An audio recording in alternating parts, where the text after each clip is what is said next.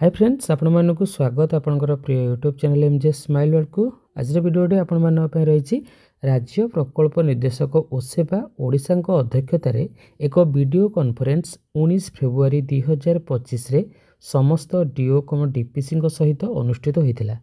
समस्त 30 T जिलार DE PSS ओसेबा एवं do come DPC प्रतिनिधि माने विषय जोग देइथिले।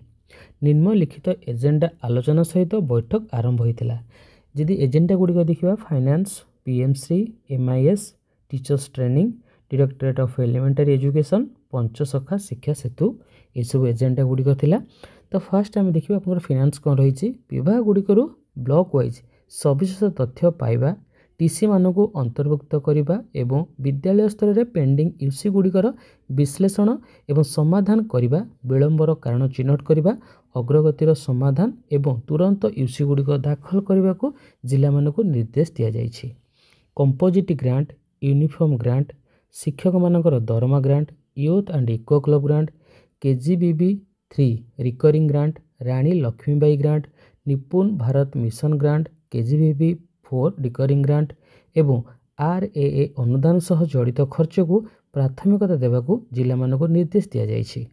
विभाग को गत 3 वर्ष धरी केजीबीबी नामलेखा तथ्य प्रदान करने को जिला मानक अनुरोध करा जाइए। जो विद्यालय गुड़िकर science and math club grant एवं स्पोर्ट्स ग्रांट पर खर्च पर्याप्त नहीं सीएससी स्तर में चिन्हट करने और समीक्षा करने को डीओ को निर्देश रही एवं खर्च आरंभ करने एवं यूसी दाखल करने निर्देश दि जाइए। देन सेकेंड रही आपंकर पीएमसी तुरंत पीएमसी पांठि स्थानांतर पर जिला कलेक्टर अनुमोदन पाइबाकू मालकानगिरी एवं नयागढ़ को निर्देश दि जाइए।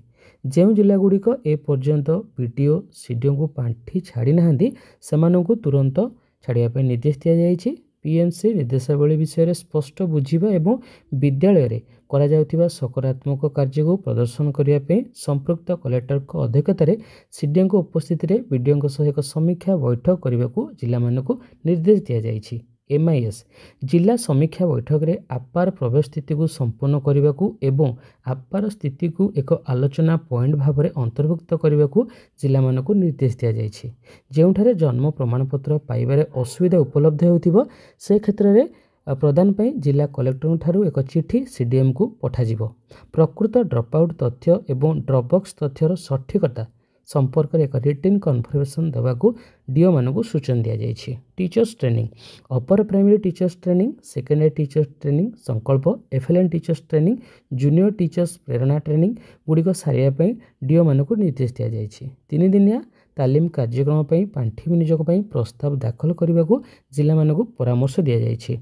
डायरेक्टरेट ऑफ एलिमेंटरी एजुकेशन समस्त डीओ मानक 3 कार्य दिवस मध्य उल्लास कॉन्क्लेव संबंधी अंशग्रहणकारी तालिका दाखल करने को निर्देश दि जाइए।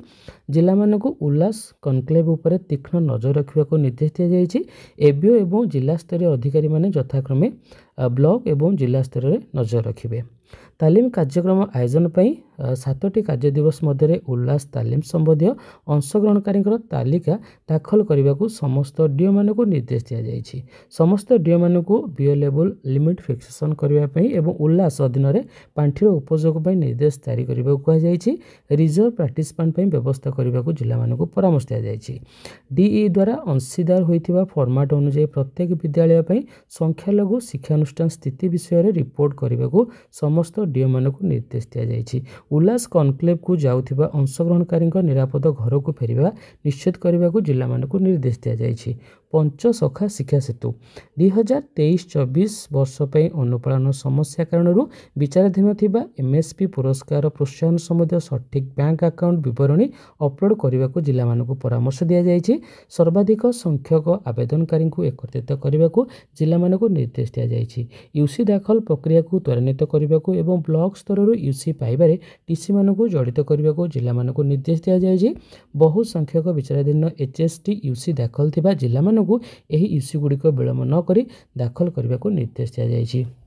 तो ये थिला आपनकर डिटेल्स आपनकर 19 तारिख रे जो विषयटी आपनकर आयोजन करा जायतिला आपनकर केउ केउ विषय उपर आलोचना करा जायतिला। होप आज वीडियोटी आपण मन पे इन्फॉर्मेटिव थिबो।